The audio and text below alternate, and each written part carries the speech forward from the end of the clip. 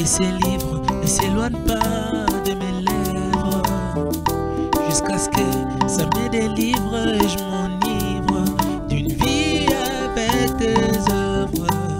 Je veux lire pour connaître mieux. Je veux lire pour réussir en toutes choses.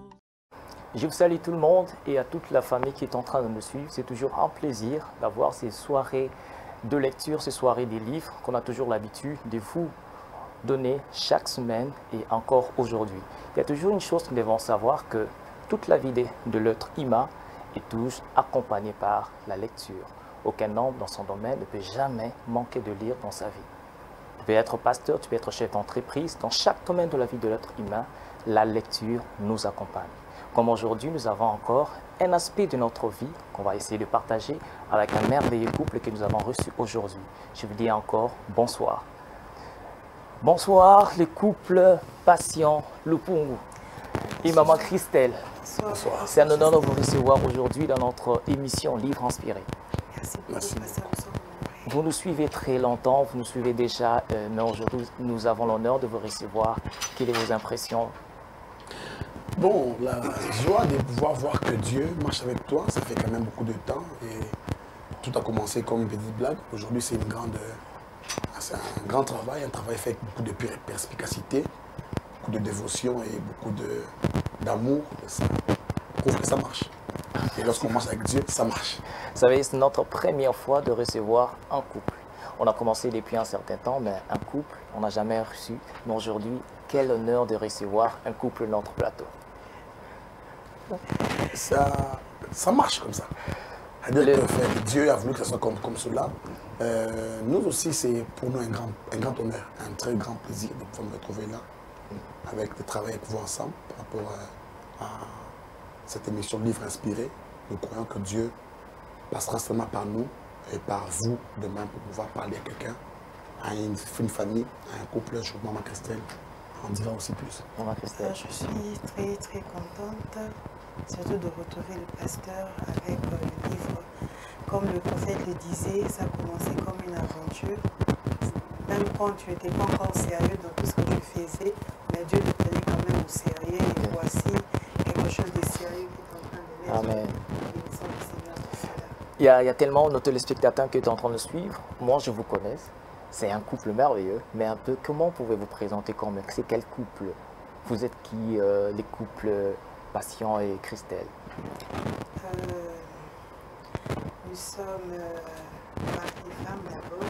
C'est mon mari, c'est sa femme. Et servante de Dieu,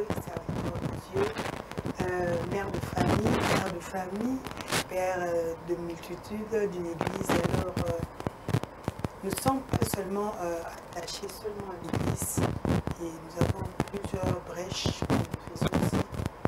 C'est un peu ce que je veux dire. L'église, on peut savoir un peu, vous êtes attaché à quelle église? Nous sommes visionnaires. Nous avons commencé un ministère qu'on appelait à l'époque Bonjour Saint-Esprit Ministère International.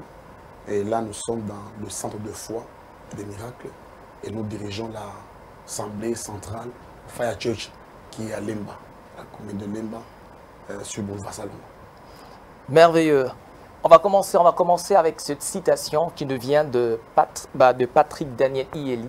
C'est un serviteur de Dieu qui a écrit ceci. « Mariez-vous non pour être heureux, mais pour rendre heureux. » Et tant que je suis devant un couple, quel est votre commentaire, votre explication par rapport à cette citation? « Mariez-vous non pour être heureux, mais pour rendre heureux. »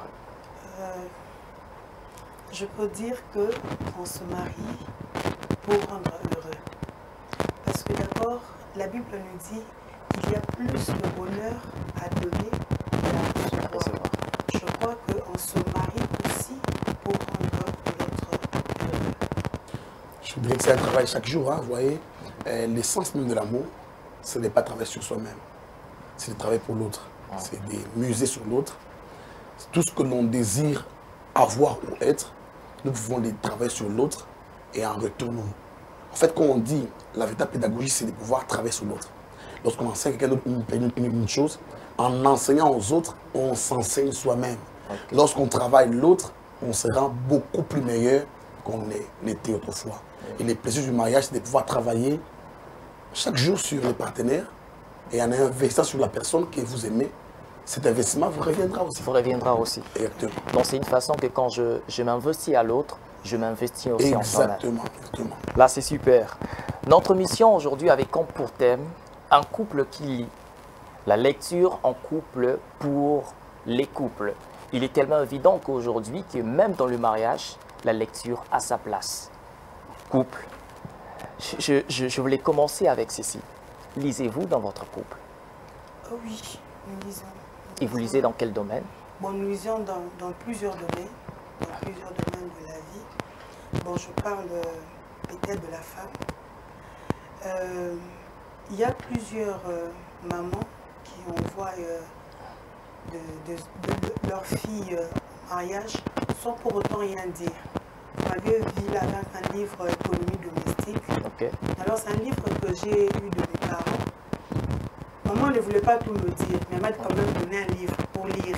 Votre maman vous avez donné un livre pour lire, pour savoir qu'est-ce qui est écrit dans ces livres, comment est-ce que je dois faire pour garder le mariage, comment est-ce que je dois faire, qu'est-ce qu'une femme ne peut pas manquer dans le mariage. Je ne le savais pas, mais c'est en lisant que j'ai bien découvert de certaines choses. Je crois que la lecture, lorsque nous lisons, on découvre certains secrets qui sont gardés dans la lecture. Que nous découvrons dans la lecture. Oui. Docteur, prophète. Bon, moi je dirais que nous lisons, évidemment. Par la grâce de Dieu, je suis en train d'écrire, je crois, 5 ou 6 livres en train d'écrire déjà bientôt. Par la grâce de Dieu, nous aurons des livres, nous aurons publiés, parce qu'au fait, il faudrait lire. C'est l'un des grands secrets, des grands mystères de la vie. Lire. Dieu même, sachant, vous voyez, la lecture donne la longévité à la vie. Les connaissances qui se transmettent de bouche à oreille se dissipent facilement. Il y a un cours que j'ai étudié en 2001 ou 2000, je ne sais pas, 1999. Je devais être en 5e de l'humanité. En cours d'histoire, on appelle de la critique historique. Lorsqu'une histoire quitte d'une bouche vers une autre, les taux de véracité diminuent. Yes. Mais lorsqu'une histoire est relatée dans un livre, la véracité est conservée. En fait, la lecture nous permet de pouvoir avoir les taux de vérité avec exactitude. Il faudrait lire. Et quand le diable combat et les foyers, et les ministères et toute autre chose, il rend obsolète l'aspect de la lecture. Il empêche de pouvoir lire. Et puisqu'on ne lit pas, il y a des vérités auxquelles nous n'accédons pas. Et malheureusement, nous n'avançons pas. Nous n'avançons pas. Mais une autre chose, devons savoir dans le couple.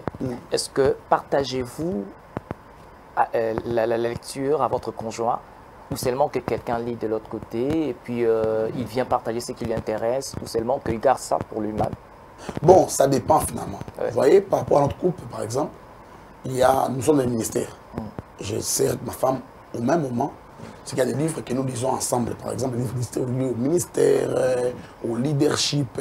Nous lisons John Maxwell, nous lisons des pasteurs comme David Oyedepo, nous lisons les pasteurs Dag et Walt, que nous lisons régulièrement d'ailleurs. Ce sont des livres que nous lisons ensemble. Mais il peut se faire que de moments, nous les lisons de manière différente, de manière séparée. Oui. Parce qu'en fait, il y a des moments où je suis dans le bureau de l'église, je suis en train de lire, madame n'est pas avec moi. Mais il y a des moments où nous lisons vraiment ensemble, on est là. Évidemment, en lisant ensemble, il y a ces mélanges de la sincérité. Il y a des vérités qu'on ne sait partager à une autre personne qu'à son intime. Ouais. Il y a des vérités comme ça, chérie, tu vois, j'ai lu, regarde, j'ai trouvé ça. Ah, moi, quand j'ai lu ça, j'ai trouvé ça. Et puis bon, les livres dans lesquels elle a trouvé une vérité, ta personne de pouvoir lire aussi. Et lesquels tu vas aussi lire une vérité, elles vont se lire aussi à un moment. Ils font des débats sur des livres. Et récemment, je lisais un livre d'un pasteur, je disais, non, regarde, ça c'est faux. Je vous ai barré, j'ai dit, ça c'est pas vrai, ce sont des mensonges. Ouais, c'est juste comme ça, on partage avec elle ensemble. Maman. Papa, nous lisons, il y a dernièrement, j'étais en train de lire un livre pour mon pays. Je me disais, et moi je regarde ce que le bishop Dag est en train de dire. Mais moi je ne fais pas ça. Alors que si je ne lisais pas, je ne voulais pas découvrir la vérité qui était attachée dans ce livre.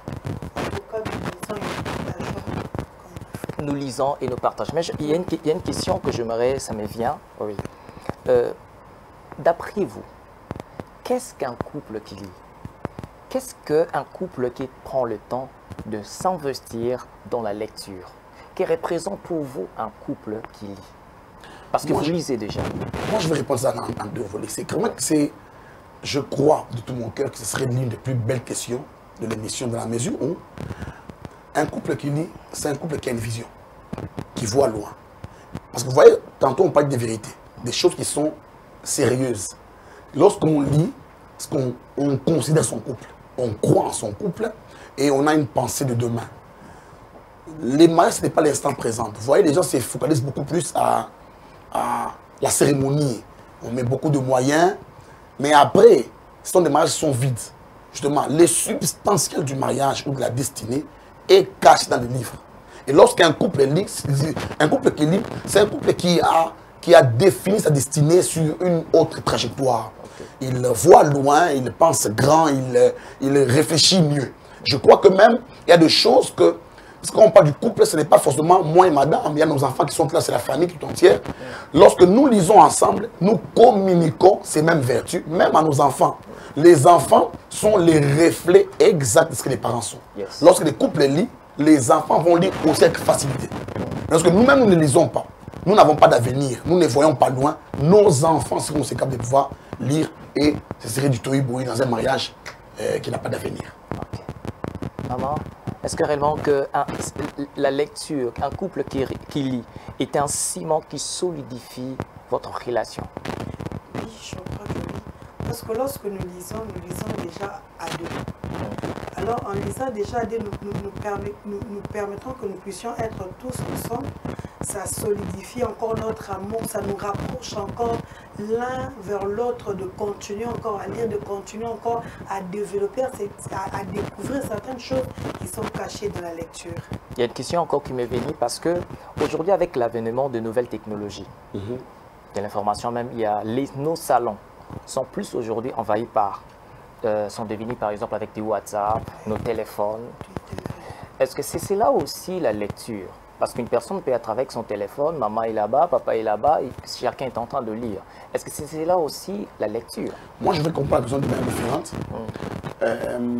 La lecture, c'est un domaine vaste. Il est très large. Il y a la lecture pour le divertissement. Il y a la lecture pour la connaissance. Lorsqu'un homme lit pour être transformé, il ne peut pas lire WhatsApp. Il ne peut pas lire des bêtises sur le titre de console, ça ne peut pas marcher. Mais lorsqu'un homme lit pour le divertissement, c'est autre chose. Il peut mettre des messages qu'on sort des informations sur Twitter, qu'il lit simplement. C'est juste pour divertir la pensée. Mais la véritable lecture dont nous parlons ici, je crois que les réseaux sociaux ont un aspect de divertissement, mais non pas un aspect de bâtissement, un aspect de construction. Et je crois que nos parents qui ont vécu leur histoire d'amour sans Facebook ont connu des histoires d'amour beaucoup plus profondes. Comment des mariages beaucoup plus solides. Comment? Mais justement parce que vous voyez, il n'y avait pas toutes ces histoires-là, tout était dans un livre. Les parents lisaient et le fait qu'ils lisaient ensemble, ils avaient une connaissance très... Vous voyez quand tantôt madame parlait de la lecture ensemble, le fait d'abord que nous lisons ensemble, que nous lisons les mêmes livres, nous avons un aspect, nous gravitons autour de mêmes informations. Nos pensées sont fusionnées. En mon absence, on peut poser à ma femme une question, elle répondrait comme si j'étais présent. Yes. Justement parce que nous avons une même force gravitationnelle, les mêmes informations autour de nous, nous avons accès aux mêmes vérités et nous marchons des paires. Il y a une symbiose, une synchronisation. Okay. Mais justement, quand on lit sur WhatsApp, le WhatsApp n'amène rien de bon. Je crois qu'il y a l'aspect de la communication, mais je crois qu'au-delà de tout cela, il faudrait mettre tout à côté pour se focaliser sur les livres, les lire sérieusement, avec l'esprit ouvert pour apprendre et être transformé. Maman, vous êtes en train, comme vous êtes en train de parler, vous arrivez à lire à deux. Mais comment réussissez-vous à lire? Oui, comment réussissez-vous? Parce qu'aujourd'hui, quand vous êtes par exemple avec votre téléphone et que papa, je donne un exemple, papa par exemple arrive, le prophète arrive, et vous voyez ses livres aussi. Avez-vous le temps, par exemple, de laisser votre téléphone pour se mettre à ça? Comment arriver? Ou, par exemple, votre temps n'est pas tellement converge avec le temps de papa. Comment un couple peut réussir à lire? Je crois que c'est une question d'organisation. Le couple doit s'organiser et mettre du sérieux pour lire. Il y a des moments, on met WhatsApp, on a quand même une habitude dans notre couple. Lorsqu'on se réveille le matin, avant de regarder Facebook, WhatsApp et tout, on commence d'abord par lire la Bible. On On commence d'abord par la lecture. Nous lisons la Bible, nous puisons la vérité, pour cette vérité, la pensée qui va nous accompagner tout au long de la journée. Nous puisons cela et puis nous ouvrons nos téléphones pour voir. Je crois que c'est juste une question d'organisation. Un couple doit s'organiser et avoir le temps de lire et être sérieux surtout. Parce que lire en couple, ce n'est pas toujours facile. Il y a quand même certaines blagues, certaines choses qui peuvent venir. Je crois que ça fait aussi la beauté de la lecture. Oui, ça fait aussi la beauté de la lecture. Ça crée aussi une certaine communication. Ça noue aussi une certaine communication. Parce que dans le couple, par exemple, ils n'ont pas, par exemple, vous dites que c'est que les femmes ont besoin que l'homme puisse leur donner, c'est aussi la communication, le fait de communiquer. Mais si, par exemple, ces couples-là ne lisent pas, ne font pas ceci, ils doivent parler de quoi? Exactement, comme ça, vous allez voir qu'il y a les couples, c'est devenu justement comme des chambres d'hôtel où un homme et la femme se rencontrent juste pour le sexe simplement. Il n'y a pas d'avenir. Tantôt, on parlait de l'avenir du couple. Vous devez vous marier aujourd'hui, vous mariez maintenant, et vous devez voir loin. Comment faire? Je me suis posé la question, j'ai posé la question. L'année ici, par la grâce de Dieu, nous fêterons avec madame 8 ans de mariage. Au départ, au début de notre mariage, je me disais toujours, comment est-ce qu'ils ont fait 30 ans? Comment est-ce qu'ils ont fait 20 ans? Ce qui c'est faire ma dormir ensemble, se réveiller chaque jour. Mais j'ai compris qu'en fait, il y a une vision. Et notre vision est taillée, elle est façonnée, elle est énergisée par les informations que nous mettons dedans, les ingrédients. La lecture nous donne des nouveaux ingrédients. Il y a des choses que je ne connais pas sur la femme, par exemple. Il y a un homme qui a eu une ouverture spirituelle de l'esprit, il a percé dans le domaine de la femme, par exemple. Il y a des informations qu'il a pu mettre dans un livre. Et le fait que moi je me mette à lire sur la femme, je découvre ces informations et ça me permet de donner à ma femme une certaine valeur. Et les couples solidifiés. Automatiquement, les jours où madame lit ces livres-là, ça devient aussi pour elle un enseignement qu'elle peut donner à d'autres personnes. Et demain, après-demain, notre mariage est solidifié. Vous voyez que ce n'est pas, la lecture, ce n'est pas seulement pour, surtout pour un couple, ce n'est pas forcément pour la transformation, mais c'est aussi pour passer le temps ensemble. C'est de la discipline. Vous devez arriver à un niveau. Vous voyez, je voudrais parler des personnes comme les musulmans, par exemple. Les musulmans, par rapport à un moment de prière, ils sont intransigeants. Quand il est midi, il est 13h, ils s'arrêtent tout.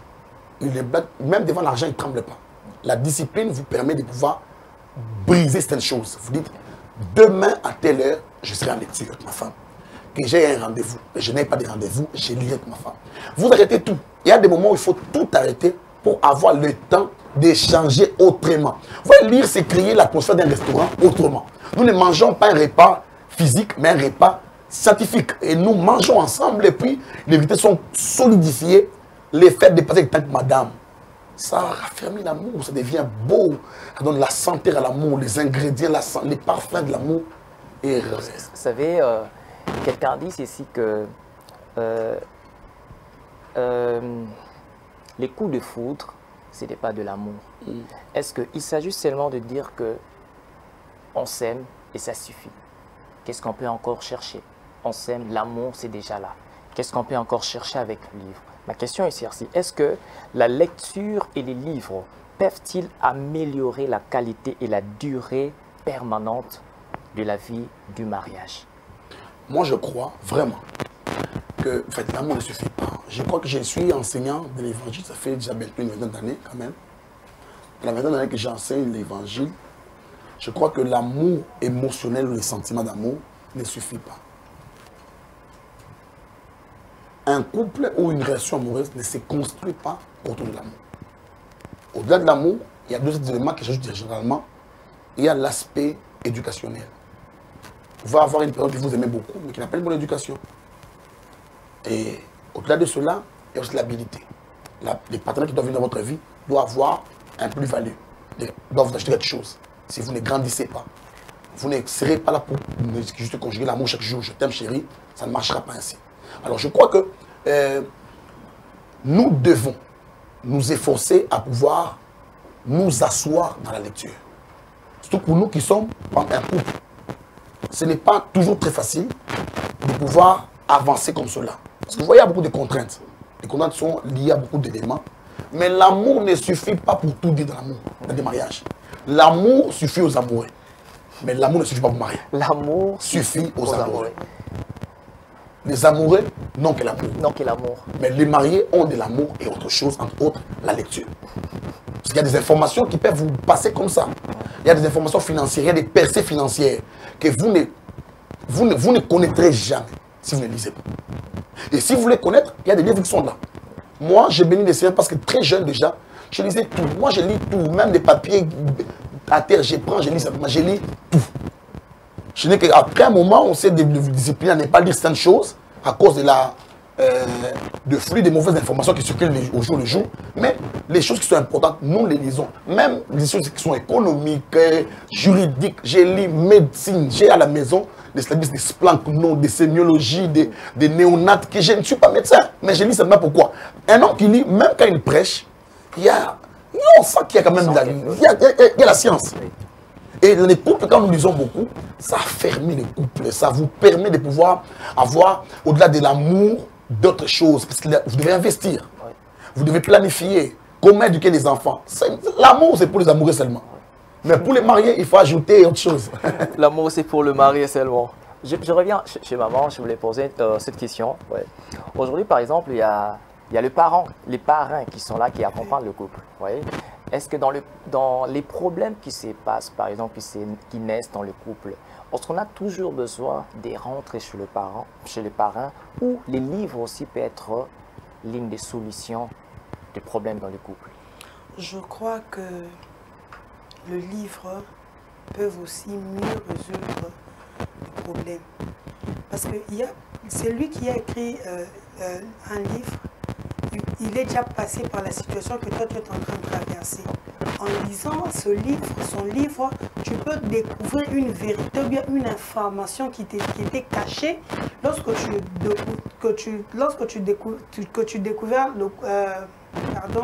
lorsque tu es en train de découvrir cette information, tu as déjà la clé pour résoudre le problème.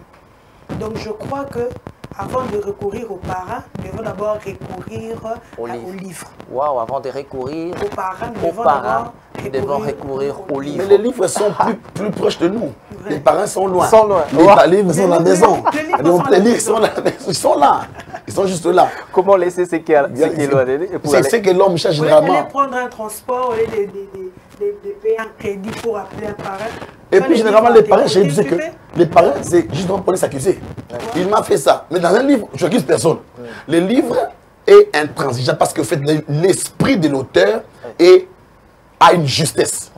Il vous condamne vous-même, il vous responsabilise et il vous capacite.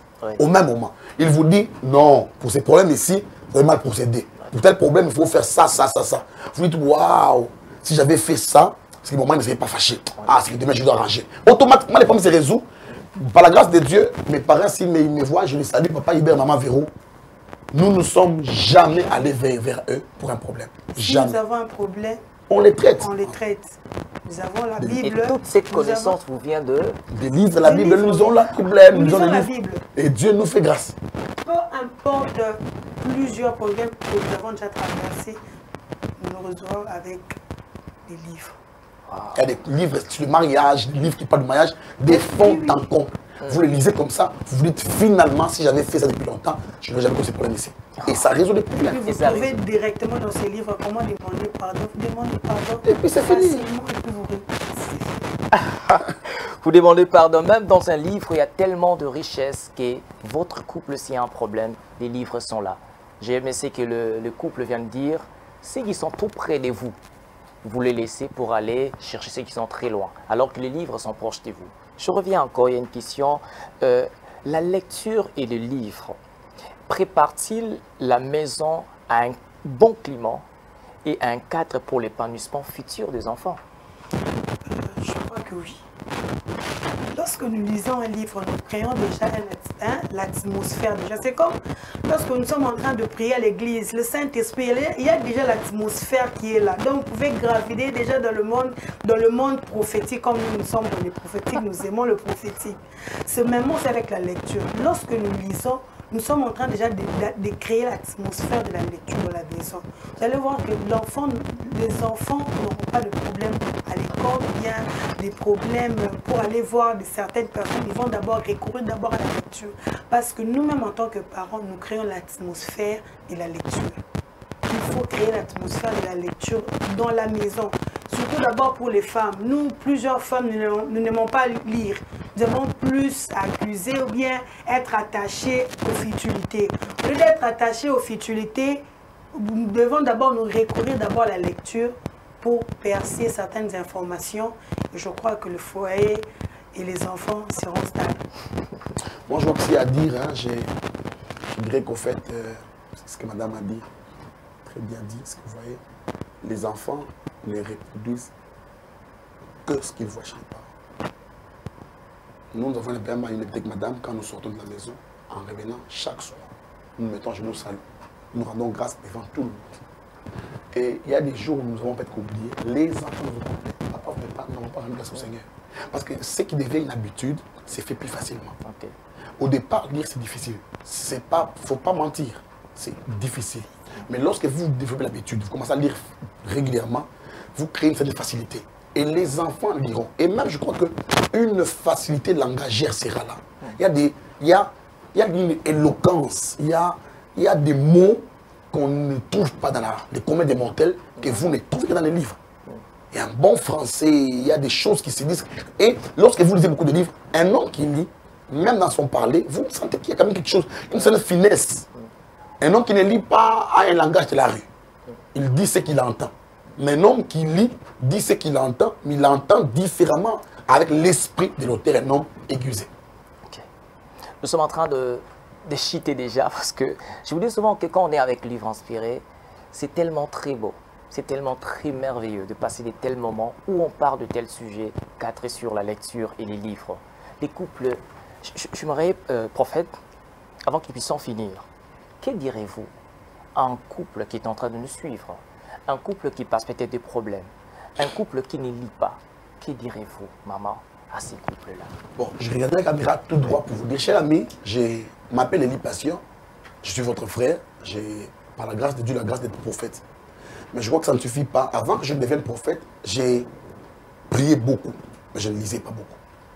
Et j'avais peu de puissance, moins de grâce. Et qu'est-ce que j'ai fait? Dieu m'a amené en prière, en retraite, non pas pour aller prier, mais pour aller lire. Et j'ai pris par la grâce de 6 mois où j'ai lu la Bible simplement.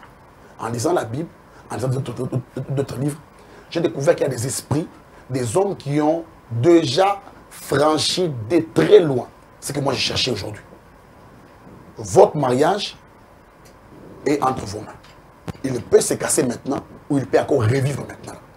Rien n'est encore fini tant qu'il y a une information dans le livre que vous devez lire. Rien n'est encore fini.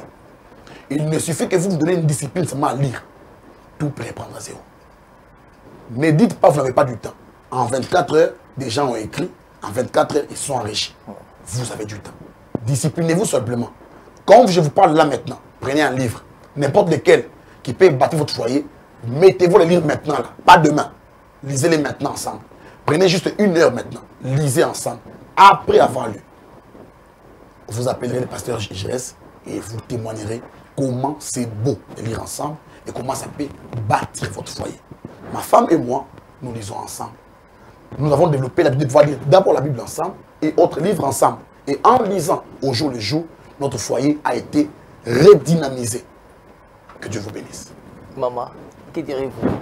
Parce qu'il y a ces mamans-là qui sont en train de nous suivre, ces jeunes dames aussi. Il y a une chose aussi, parce qu'il y a ceux qui se préparent déjà pour le mariage. Que direz-vous à ces jeunes dames? C'est que je dirais aux femmes d'aimer d'abord la lecture. Nous, femmes, nous devons aimer la lecture.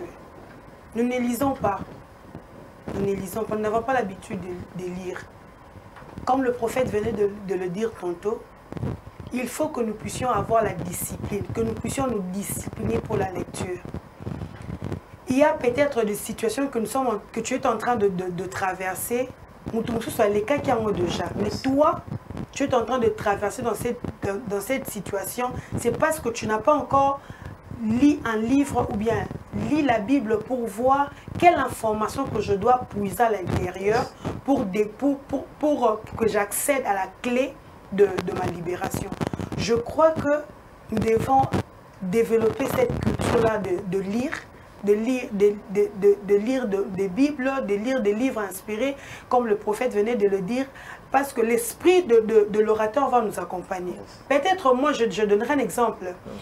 J'ai lu un livre qui parlait de la puissance de Bishop Dag. J'ai lu ce livre, j'ai découvert qu'un enfant de Dieu doit être puissant dans tout. Un enfant de Dieu ne doit pas pleurer. Bien sûr qu'on nous prêche cela. Mais lorsque j'ai lu, j'ai senti en moi comme si c'était un revêtement que l'on m'avait remis. Donc je n'ai pas puisé ce revêtement-là en ne suivant que la prédication. Mais j'ai puisé ce revêtement-là à cause de la lecture. Femme, lisons. Maman, lisons. Jeune sœur, lisons. Que Dieu nous bénisse. Que Dieu nous bénisse. Grande sœur, lisons. Il y a une chose que je peux dire, le plus beau cadeau que vous pouvez faire à votre conjoint, ce n'est pas seulement que de l'amener dans un restaurant, mais c'est de l'offrir aussi un livre. C'est qui est important. Nous sommes en train d'atterrir, nous sommes de vous donner juste un programme. La semaine prochaine, nous sommes là. Si vous êtes sur YouTube, abonnez-vous sur notre chaîne. Et aussi, vous pouvez voir aussi notre précédente émission que nous avons y à passer. Et serez toujours cadré dans la lecture du couple maman et papa. Quel est votre mot de la fin? Bon, je dirais merci à Jésus qui permet d'inspirer au pasteur Giresse sur les livres inspirés. Je voudrais même dire quelque chose d'assez perspicace, hein, c'est que tous les livres ne sont pas inspirés. C'est vraiment, il faut retenir cela. L'émission, c'est livres inspirés. Il y a des livres qui sont expirés. Vous les lisez, ils vous rendent démodés. Il y a des livres qui sont inspirés.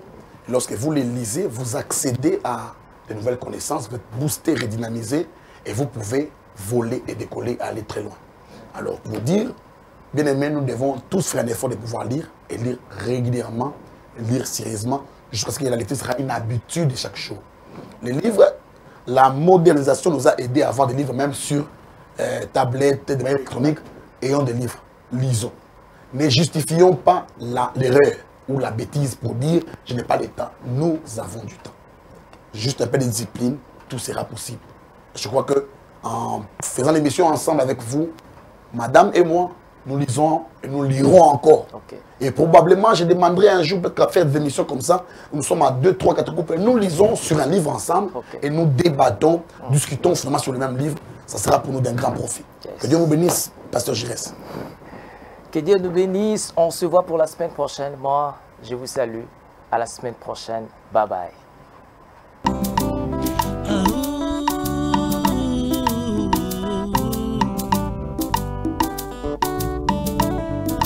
Que ces livres ne s'éloignent pas de mes lèvres, jusqu'à ce que ça me délivre et je m'enivre d'une vie avec tes œuvres.